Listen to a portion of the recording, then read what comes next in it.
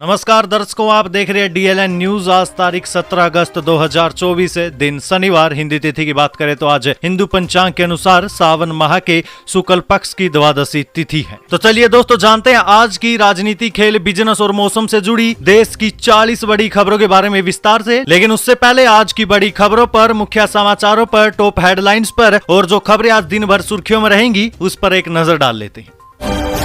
लाल किले से पीएम मोदी बोले, देश में सेकुलर सिविल कोड लागू हो। वहीं स्वतंत्रता दिवस पर पीएम मोदी ने अपने भाषण में परिवारवाद, भ्रष्टाचार, uniform civil code, one nation one election, Bangladesh से हिंसा, G20 और कोलकाता हत्या बलात्कार केस पर भी बड़ी बात कही। इसी के साथ ही दोस्तों बताएंगे आपको, अगर भारत का बंटवारा नहीं होता तो आज का भारत कैसा होता। बताएंगे दोस्तों आपको बड़ी रोचक बातें। इसी के साथ ही दोस्तों CJI DY चंद्रचूड़ बोले, स्वतंत्रता कितनी कीमती है, बांग्लादेश को देख ले, आजादी को हल्के में नहीं लिया जा सकता, ये कितनी जरूरी है आप इतिहास से समझे। वहीं दोस्तों खड़गे बोले, सरकार विभाजनकारी सोच को बढ़ावा दे रही है, इसलिए बंटवारे के दिन विभाजन विभीषिका दिवस मनाती है, ये नफरत की राजनीति। वहीं दोस्तों स्वतंत्रता दिवस के मौके पर राहुल गांधी को सबसे आखिरी सीट दी गई, विवाद बढ़ने पर सरकार की सफाई, आगे की सीटें ओलंपिक पदक विजेताओं के लिए रिजर्व की थी। वहीं दोस्तों पेरिस ओलंपिक में खेलने वाले भारतीय दल से मिले पीएम मोदी, रेसलर अमन सहरावत ने जर्सी तो भारतीय टीम ने हॉकी स्टिक गिफ्ट की। वहीं दोस्तों अब भारत और ब्रिटेन में दीपावली तक फ्री ट्रेड डील की उम्मीद, लेबर सरकार कई मुद्दों पर सहमत, पहली बार 20,000 भारतीयों को अस्थायी वीजा देगी ब्रिटेन सरकार। इसी के साथ ही दोस्तों विनेश फोगाट को मेडल नहीं मिला, 17 अगस्त को वापस लौटेंगी, दिल्ली एयरपोर्ट से बलाली तक ग्रैंड वेलकम होगा। बजरंग पुनिया बोले, 15-15 रुपए में खरीद लेना मेडल। वहीं दोस्तों हरियाणा के मुख्यमंत्री नायब सिंह सैनी का बड़ा ऐलान, रक्षाबंधन पर सगुन देगी सरकार, 51,000 महिलाओं को देंगे 1,111 रुपए, अधिकारियों को भेजने के आदेश। वहीं दोस्तों इसरो रचने वाला इतिहास, गगनयान एस्ट्रोनॉट की ट्रेनिंग, इसरो ने वीडियो शेयर किया, जीरो ग्रेविटी में योग करते दिखे, स्पेस में इंसान भेजने वाला भारत चौथा देश होगा। इसी के साथ ही WHO ने मंकी पॉक्स को ग्लोबल हेल्थ इमरजेंसी घोषित किया, 2 साल में दूसरी बार किया ऐलान। वहीं दोस्तों भारत में तैयार हो रहा है स्वदेशी कामिकाजे ड्रोन, 1000 किलोमीटर की रेंज, रूस, यूक्रेन और इजराइल हमास युद्ध में हो रहा है इसका इस्तेमाल। बने रहिए दोस्तों, बताएंगे आपको देश की 40 बड़ी खबरों के बारे में विस्तार से। लेकिन उससे पहले अगर अभी तक आपने चैनल को सब्सक्राइब नहीं किया तो दोस्तों सबसे पहले चैनल को सब्सक्राइब कर दीजिए, वीडियो को लाइक कर दीजिए और अपने कमेंट भी जरूर कर दीजिए। आज की पहली और बड़ी खबर दोस्तों, लाल किले से पीएम मोदी बोले, देश में सेकुलर सिविल कोड हो, 75,000 नई मेडिकल सीटें बनेगी, कोलकाता दुष्कर्म और हत्या पर कहा राक्षसों को फांसी हो।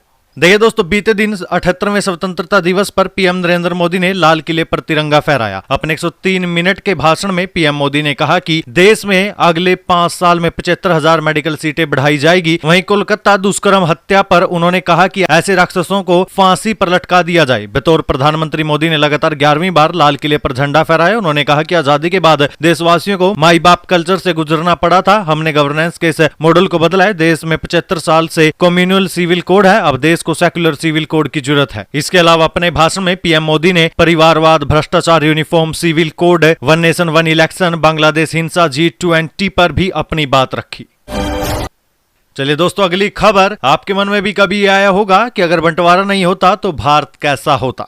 दोस्तों आपके मन में कभी ना कभी ये सवाल तो जरूर आया होगा कि अगर भारत के टुकड़े न होते, भारत का विभाजन न होता तो आज का भारत कैसा हो। देखिए दोस्तों, बंटवारे में 10 लाख लोगों ने दम नहीं तोड़ा होता, पाकिस्तान और बांग्लादेश भारत का हिस्सा होते। वहीं दोस्तों इसके अलावा भारत में पूरी दुनिया की करीब 23% आबादी होती। कुल दुनिया की कुल आबादी है 812 करोड़ है और भारत की जनसंख्या इस समय है 144.17 करोड़, पाकिस्तान की जनसंख्या है 24.52 करोड़ है और बांग्लादेश की जनसंख्या है 17.47 करोड़। यानी अगर भारत के टुकड़े न हुए होते, भारत विभाजित न हुआ होता तो भारत में रहने वाले लोगों की जनसंख्या होती 186 करोड़। दोस्तों इससे भी बड़ी बात यह है कि अभी भारत चाइना को पॉपुलेशन के मामले में यानी जनसंख्या के मामले में पीछे छोड़ चुका है। लेकिन दोस्तों आप में से बहुत कम लोगों को शायद ही पता होगा, भारत ने आज से 29 साल पहले यानी कि 1995 में ही चीन को पॉपुलेशन के मामले में पछाड़ दिया होता अगर भारत के टुकड़े न होते। वहीं दोस्तों अगर भारत का बंटवारा न हुआ होता तो आज भारत दुनिया का 7वां सबसे बड़ा देश होता। भारत का बंटवारा न हुआ होता तो भारत में आज कुल पोर्ट्स की संख्या 240 होती। भारत का विभाजन न हुआ होता तो आज भारत का समुद्री तट का क्षेत्रफल 9,461.6 किलोमीटर होता, जो अभी भारत का 7,516.6 किलोमीटर का क्षेत्रफल है। यानी भारत दुनिया का 15वां बड़ा समुद्री इलाके वाला देश होता। दोस्तों अगर आपके मन में भी कोई सवाल है, कोई अगर आप राय देना चाहते हैं, अगर भारत का बंटवारा न होता तो भारत कैसा होता, तो उसके बारे में तो अपनी राय कमेंट सेक्शन में जरूर दीजिएगा।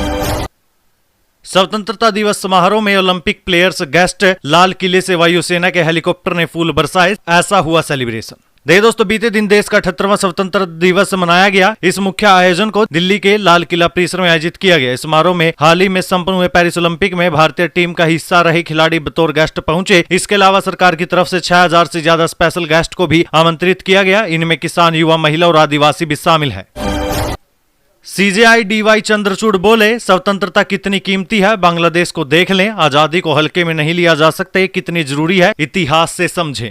देखिए दोस्तों, दिल्ली में स्वतंत्रता दिवस के कार्यक्रम में चीफ जस्टिस यानी CJI DY चंद्रचूड़ ने कहा कि बांग्लादेश में जो हो रहा है वो इस बात की याद दिलाता है कि स्वतंत्रता हमारे लिए कितनी कीमती है। CJI ने कहा कि हमने 1950 में संविधान अपनाया और इसका अनुसरण किया। यही वजह है कि स्वतंत्रता में किसी प्रकार का दखल नहीं है। स्वतंत्रता या आजादी को हल्के में नहीं लिया जा सकता, कितनी महत्वपूर्ण है, अतीत की कहानियों से समझा जा सकता है। मैं अपने दिल पर हाथ रखकर ये बात कह सकता हूँ कि कोर्ट का काम उतना ही संघर्ष भरा है जितना एक आम आदमी की जिंदगी है। DY चंद्रचूड़ ने कहा कि आजादी की लड़ाई में देश ने क्या झेला है, उस वक्त संविधान और कानून की क्या स्थिति थी, ये सभी जानते हैं। हमें उन स्वतंत्रता सेनानियों को भी सलाम करना चाहिए जिन्होंने आजादी के संघर्ष में शामिल होने के लिए वकालत तक छोड़ दी थी।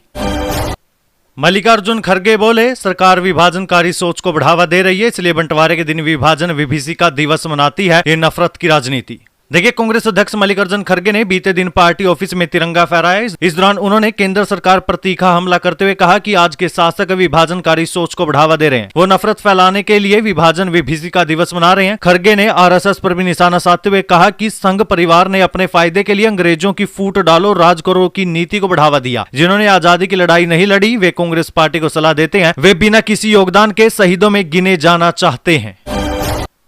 मोहन भागवत बोले, बांग्लादेश में अशांति, हिंदू बेवजह निशाना बन रहे हैं। मुसीबत में मदद करना हमारी परंपरा है, भारत पर अपनी रक्षा करने की जिम्मेदारी। देखिए, राष्ट्रीय स्वयंसेवक संघ यानी RSS प्रमुख मोहन भागवत ने 78वें स्वतंत्रता दिवस पर नागपुर में संघ मुख्यालय पर बीते दिन झंडा फहराया। उन्होंने कहा कि आने वाली पीढ़ी को उस आजादी की रक्षा करनी होगी जो हमें अनगिनत लोगों के बलिदान के बाद मिली है। भागवत ने बांग्लादेश के संकट का जिक्र करते हुए कहा कि पड़ोसी देश में बहुत अशांति है, वहां रहने वाले हिंदू भाइयों को बिना किसी गलती के ही गर्मी सहनी पड़ रही है। भारत को अपनी रक्षा करने और स्वतंत्र रहने की जिम्मेदारी है। वहीं उन्होंने कहा कि दुनिया के हित के लिए खुद को समायोजित करना ही हमारी परंपरा रही है। पिछले कुछ सालों में आपने देखा होगा कि भारत ने किसी भी देश पर हमला नहीं किया। जब भी कोई मुसीबत में था, हमने उसकी मदद ही की है। स्वतंत्रता दिवस समारोह, राहुल गांधी को सबसे आखिरी सीट दी गई। विवाद बढ़ने पर सरकार की सफाई, आगे की सीटें ओलंपिक पदक विजेताओं के लिए रिजर्व की थी। देखिए दोस्तों, बीते दिन लाल किले पर देश के 78वें स्वतंत्रता दिवस समारोह के दौरान राहुल गांधी का सीटिंग अरेंजमेंट विवादों में आ गया। उन्हें ओलंपिक खिलाड़ियों के बाद पीछे से दूसरी लाइन में सीट दी गई। 2014 के बाद से ये पहला मौका था जब राहुल बतौर नेता विपक्ष के रूप में समारोह में पहुंचे थे। वीडियो वायरल होने के बाद ये कहा जाने लगा कि 233 सांसदों के प्रतिनिधि का अपमान किया गया। मीडिया रिपोर्ट्स के मुताबिक इस विवाद पर सरकार की तरफ से सफाई आई है कि राहुल को पीछे की सीट इसलिए दी गई क्योंकि आगे की सीटें ओलंपिक के खिलाड़ियों के लिए रिजर्व की गई थी। वहीं इधर राहुल गांधी को पिछली पंक्ति में बैठाने पर कांग्रेस पार्टी ने कहा कि लीडर ऑफ ओपोजिशन को 5वीं पंक्ति में बैठाना पीएम की संकीर्णता और लोकतांत्रिक परंपराओं के प्रति सम्मान की कमी को दर्शाता है। पेरिस ओलंपिक में खेलने वाले भारतीय दल से मिले पीएम मोदी। रेसलर अमन सहरावत ने जर्सी तो भारतीय टीम ने हॉकी स्टिक गिफ्ट की। देखिए, पीएम मोदी ने बीते दिन पेरिस ओलंपिक में हिस्सा लेने वाले भारतीय खिलाड़ियों से मुलाकात की। लाल किले पर तिरंगा फहराने के बाद मोदी ने हॉकी टीम समेत अन्य खेलों के खिलाड़ियों से मुलाकात की। पीएम मोदी सबसे पहले ब्रॉन्ज मेडल जीतने वाली भारतीय हॉकी टीम के खिलाड़ियों से मिले। फिर पेरिस ओलंपिक में 2 ब्रॉन्ज जीतने वाली शूटर मनु भाकर से, उसके बाद अमन सहरावत और स्वप्निल कुसाले से मुलाकात की। इसके बाद बैडमिंटन खिलाड़ी लक्ष्या सेन से बात करते हुए दिखाई दिए। लक्ष्या सेन ब्रॉन्ज मेडल मैच में हार गए थे। भारत और ब्रिटेन में दीपावली तक की ट्रेड डील की उम्मीद है। लेबर सरकार कई मुद्दों पर सहमत है। पहली बार 20,000 भारतीयों को अस्थायी वीजा देगा ब्रिटेन। देखिए दोस्तों, भारत और ब्रिटेन के बीच फ्री ट्रेड एग्रीमेंट यानी FTA के लिए जरूरी मुद्दों पर लगभग सहमति बन गई है। FTA से भारत को बड़ा फायदा होने वाला है। पहली बार हर साल लगभग 20,000 भारतीयों को अस्थायी वीजा मिलेगा। ये वीजा भारतीय स्किल्ड प्रोफेशनल्स को मिलेगा। इससे भारतीय पेशेवर ब्रिटेन में 2 महीने से लेकर 1 साल तक काम कर पाएंगे। भारत लंबे समय से ब्रिटेन से FTA यानी फाइनेंशियल ट्रेड एग्रीमेंट के लिए वीजा कानून में ढील देने की मांग कर रहा था। सुनक सरकार के साथ भारत की बात नहीं बन पाई क्योंकि वे इस पर सहमति नहीं बना पा रहे थे। दरअसल कंजर्वेटिव पार्टी की प्रवासी विरोधी नीतियों के कारण भारतीय पेशेवरों को वीजा में छूट देने का विरोध किया जा रहा था। अब कीर स्टार्मर की लेबर सरकार ने वीजा को लेकर भारत की मांग मान ली है। ब्रिटेन की नई सरकार के विदेशी मंत्री डेविड लैमी ने हाल ही में भारतीय पक्ष के साथ 14वें दौर की बातचीत की। ब्रिटेन और भारत बिजनेस काउंसिल के एमडी केविन मैकोल के अनुसार इस साल एफटीए पर मुहर लग जाएगी। ऐसी संभावना है कि दीपावली तक एफटीए लागू भी हो जाएगा।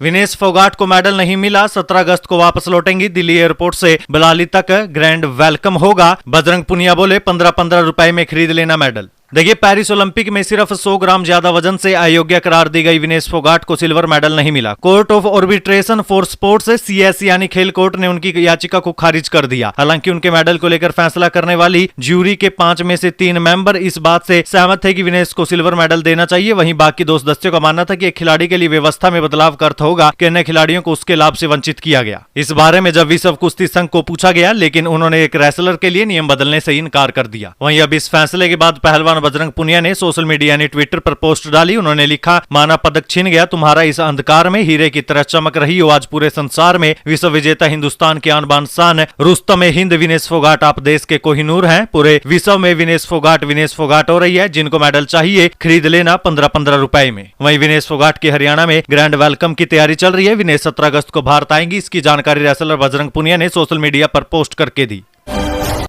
पंजाब और हरियाणा में निकाला गया ट्रैक्टर मार्च, काफी संख्या में किसान हुए शामिल। एमएसपी की कानून गारंटी को लेकर चल रहे हैं संघर्ष पर। देखिए दोस्तों, फसलों के लिए न्यूनतम समर्थन मूल्य यानी एमएसपी की कानूनी गारंटी की मांग को लेकर पिछले 6 महीने से केंद्र सरकार के खिलाफ संघर्ष कर रहे किसान संगठनों द्वारा बीते दिन स्वतंत्रता दिवस मौके पर पंजाब और हरियाणा समेत देश के विभिन्न हिस्सों में ट्रैक्टर मार्च निकाला गया। इसमें काफी संख्या में किसान शामिल हुए। किसान नेताओं ने केंद्र सरकार के खिलाफ रोष प्रदर्शन भी किया। वहीं किसान नेताओं की तरफ से पूरी कोशिश की गई कि आम जनता को किसी तरीके की परेशानी न उठानी पड़े। बिहार से एक बड़ी खबर आई दोस्तों। बिहार में चुनाव से पहले 12 लाख नौकरी, 34 लाख रोजगार। सीएम नीतीश का गांधी मैदान में बड़ा ऐलान, 18वीं बार तिरंगा फहराकर रिकॉर्ड बनाया। देखिए, स्वतंत्रता दिवस पर सीएम नीतीश ने बड़ा ऐलान किया। नीतीश सरकार 12 लाख नौकरी और 34 लाख रोजगार देगी। सीएम ने कहा कि हमने 2022 में 10 लाख नौकरी देने की बात कही थी, जिसमें से 5,16,000 नौकरियां सरकार दे चुकी है। 2 लाख की प्रक्रिया पूरी की जा चुकी है। अब अगले साल विधानसभा चुनाव से पहले सरकार 10 लाख की जगह 12 लाख नौकरियां देगी। इसी तरह हमने 10 लाख रोजगार की बात कही थी, 4 साल में 24 लाख रोजगार दिया। अब और 10 लाख रोजगार देने का लक्ष्य रखा गया, यानी चुनाव से पहले हम 34 लाख रोजगार देने जा रहे हैं। वहीं मुख्यमंत्री ने पटना के गांधी मैदान में तिरंगा फहराने के बाद यह घोषणा की। उन्होंने 18वीं बार झंडा फहराकर बिहार में सबसे ज्यादा बार तिरंगा फहराने का रिकॉर्ड बनाया। रसिया से एक बड़ी खबर आई दोस्तों। रूस में भारतीयों के लिए सरकार की एडवाइजरी जारी, कहा बेलगोरोद और कुस्कर इलाका छोड़ दे। पुतिन ने दूसरे इलाकों में भी इमरजेंसी लगाई। देखिए दोस्तों, यूक्रेन और रूस के बीच जंग एक बार फिर से तेज हो गई। भारतीय दूतावास ने रूस में रह रहे अपने नागरिकों के लिए एडवाइजरी जारी कर दिया। बेलगोरोद, कुस्कर और ब्रयांस्क क्षेत्र में रहने वाले भारतीय नागरिकों को यह इलाका छोड़कर सुरक्षित जगह जाने को कहा गया। वहीं भारतीय दूतावास ने भारतीयों से कहा है कि वे किसी भी मदद के लिए पूरी तरह से तैयार है। दूतावास ने ईमेल जारी किया है, जो है edu1.moscow@mea.gov.in। वहीं इसके अलावा एक हेल्पलाइन टेलीफोन नंबर +7 9652 773414 भी जारी किया गया है। एक बड़ी खबर दोस्तों, ईडी के डायरेक्टर बने राहुल नवीन। 1993 बैच के आईआरएस अफसर, अभी एक्टिंग डायरेक्टर थे। इनके कार्यकाल में केजरीवाल और सोरेन भी गिरफ्तार हुए हैं। अखिलेश यादव बोले, अयोध्या में कानून व्यवस्था की बत्ती गुल है। रामपथ और भक्तिपथ से 50 लाख की लाइटें चोरी होने पर कसा तंज। देखिए, अयोध्या में रामपथ और भक्तिपथ से 50 लाख की लाइटें चोरी हो गई। रामपथ और भक्तिपथ सीसीटीवी कैमरे से लैस है। इन दोनों मार्गों पर 24 घंटे पुलिसकर्मियों की तैनाती रहती है। दोनों पथ राम मंदिर से जुड़े हैं। वहीं मामले पर सपा सांसद अखिलेश यादव ने यूपी सरकार पर निशाना साधा। उन्होंने ट्विटर यानी एक्स पर लिखा, भाजपा सरकार मतलब अंधेर नगरी, सब तरफ अंधकार। अयोध्या कहे आज का नहीं चाहिए भाजपा। वहीं अयोध्या सांसद अवधेश प्रसाद ने कहा कि रामपथ से लाइट चोरी होना, और वो भी ऐसे समय जब हमारे मुख्यमंत्री अयोध्या में है, मामला गंभीर है। हरियाणा के मुख्यमंत्री नायब सिंह सैनी का रक्षाबंधन पर सगुन 51,000 महिलाओं को देंगे 1,111 रुपए, अधिकारियों को भेजने के आदेश। देखिए, हरियाणा सरकार ने आंगनवाड़ी कार्यकर्ताओं और सहायिकियों को रक्षाबंधन पर बड़ा तोहफा दिया है। सीएम नायब सिंह सैनी के निर्देश पर अब हरियाणा की सभी आंगनवाड़ी कार्यकर्ताओं और सहायिकियों को सगुन दिया जाएगा। सगुन की 1,111 रुपए की राशि 19 अगस्त को रक्षाबंधन के दिन इनके खाते में ट्रांसफर कर दी जाएगी। कर्नाटक सरकार ने एसबीआई और पीएनबी में लेन देन पर रोक लगाई। वे सभी विभागों से कहा खाते बंद करवाएं। सरकारी पैसे के गलत इस्तेमाल का आरोप लगाया। जम्मू कश्मीर में 20 अगस्त तक चुनाव का ऐलान संभव। अक्टूबर और नवंबर में 6 फेज में वोटिंग हो सकती है। इलेक्शन कमीशन ने गृह मंत्रालय के साथ मीटिंग की। भारत और श्रीलंका पहले वनडे में सुपर ओवर होना था, अंपायरों ने गलती मानी, कहा आईसीसी नियमों को समझने में भूल हुई। देखिए, भारत और श्रीलंका के बीच 2 से 7 अगस्त के बीच हुई 3 वनडे मैचों की सीरीज के पहले मुकाबले में अंपायरों ने सुपर ओवर नहीं कराने पर गलती अब मान ली है। ये मैच टाई हो गया था। वहीं अंपायरों ने माना है कि आईसीसी के वनडे मैच में टाई होने पर सुपर ओवर कराने के नियम को लेकर कुछ भ्रम था, इन्हें समझने में भूल हुई। वीमेंस T20 वर्ल्ड कप की मेजबानी नहीं करेगा भारत। बीसीसीआई ने आईसीसी का ऑफर ठुकराया। सेक्रेटरी जय शाह बोले एनसीए में ट्रेनिंग कर सकेंगे ओलंपियन। देखिए, Bharat women's T20 world cup की मेजबानी अब नहीं करेगा क्योंकि बीसीसीआई ने आईसीसी का वो ऑफर ठुकरा दिया जिसमें इंटरनेशनल क्रिकेट काउंसिल ने बांग्लादेश में राजनीतिक अस्थिरता के चलते भारत में टूर्नामेंट कराने का प्रस्ताव दिया था। वहीं इस पूरे मामले पर जय शाह का कहना है कि अगले साल वीमेंस वनडे वर्ल्ड कप की हम मेजबानी कर रहे हैं। ऐसे में हम ये संकेत नहीं देना चाहते कि हम लगातार अपने ही घर में वर्ल्ड कप करवाना चाहते हैं। गगनयान एस्ट्रोनॉट्स की ट्रेनिंग इसरो ने वीडियो शेयर किया। जीरो ग्रेविटी में योग करते दिखे। स्पेस में इंसान भेजने वाला भारत चौथा देश होगा। वाराणसी से मुंबई जा रही फ्लाइट में यात्री की हुई मौत। सीट से गिरे और चंद मिनट में दम तोड़ा। भोपाल में हुई इमरजेंसी लैंडिंग। आशंका है कि हार्ट अटैक आने से उनकी मौत हुई है। WHO ने मंकी पॉक्स को ग्लोबल हेल्थ इमरजेंसी घोषित किया। 2 साल में दूसरी बार किया ऐलान। इसमें शरीर पर मवाद भरे घाव हो जाते हैं। वहीं दोस्तों, अब केंद्र सरकार ने भी माना शहरी बाढ़ से निपटने का सिस्टम नाकाफी है। 10 साल में 25,000 करोड़ रुपए खर्च किए, फिर भी मानसूनी बारिश में डूब रहे हैं शहर। भारत में तैयार हो रहा है स्वदेशी कामिकाजे ड्रोन। 1000 किलोमीटर की रेंज। रूस, यूक्रेन और इजराइल हमास युद्ध में हो रहा है इस्तेमाल। सरकारी नौकरी को लेकर एक बड़ी अपडेट आई दोस्तों। आईबीपीएस में प्रोबेशनरी ऑफिसर के 4,455 पदों पर निकली भर्ती। ग्रेजुएट्स को मौका, 50,000 से ज्यादा है सैलरी। इस भर्ती की ज्यादा जानकारी के लिए उम्मीदवार www.ibps.online.ibps.in पर जाकर अप्लाई कर सकते हैं। याद रखिएगा दोस्तों, लास्ट डेट 21 अगस्त 2024 की है और फीस मात्र 850 रुपए है। वहीं दोस्तों, महिंद्रा थार रोक्स 12,99,000 की शुरुआती कीमत में हुई लॉन्च। ऑफ रोड एसयूवी में 6 एयरबैग स्टैंडर्ड्स और अडास जैसे सेफ्टी फीचर्स। फोर्स गुरखा से सीधा मुकाबला। ओला इलेक्ट्रिक बाइक रोडस्टर 74,999 शुरुआती कीमत पर हुई लॉन्च। टॉप वेरिएंट में फुल चार्ज पर 579 किलोमीटर चलेगी। रिवोल्ट RV 400 से मुकाबला। जम्मू कश्मीर में 18 सितंबर से वोटिंग। हरियाणा में 1 अक्टूबर को, 4 अक्टूबर को रिजल्ट। महाराष्ट्र में त्योहारों के बाद चुनाव। झारखंड का जिक्र तक नहीं।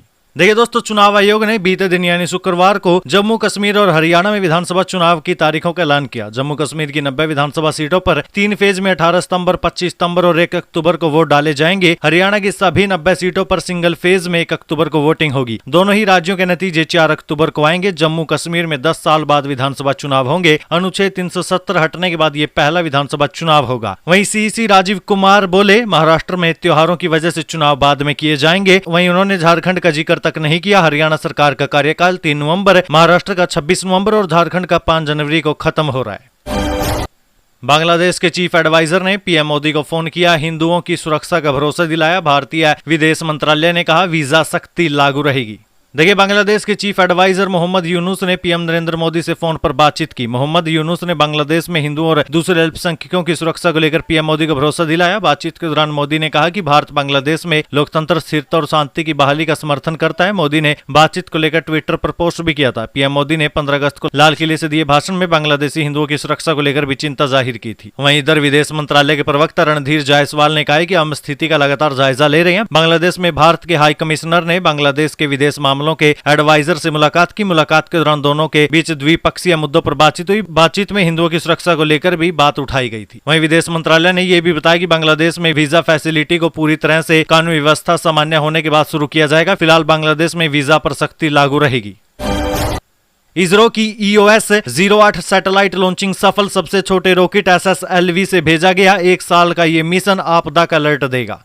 देखिए, इंडियन स्पेस रिसर्च ऑर्गेनाइजेशन यानी इसरो ने देश के सबसे छोटे रॉकेट यानी SSLV-D3 से अर्थ ऑब्जर्वेशन सैटेलाइट 8 यानी US-08 को श्रीहरिकोटा के सतीश धवन स्पेस सेंटर से लॉन्च किया। इसरो चेयरमैन एस सोमनाथ ने बताया कि लॉन्चिंग सफल रही है। उन्होंने पूरी टीम को बधाई भी दी। वहीं दोस्तों, यह सैटेलाइट पृथ्वी की कक्षा से बाहर करीब 475 किलोमीटर ऊपर स्थापित किया गया है। ये 1 साल तक काम करेगा। EOS-08 सैटेलाइट का मकसद है पर्यावरण और आपदा को लेकर सटीक जानकारी देना। इससे पहले इसरो ने 15 अगस्त को लॉन्चिंग की तारीख तय की थी, फिर इसे एक दिन बाद यानी बीते दिन 16 अगस्त को लॉन्च किया गया।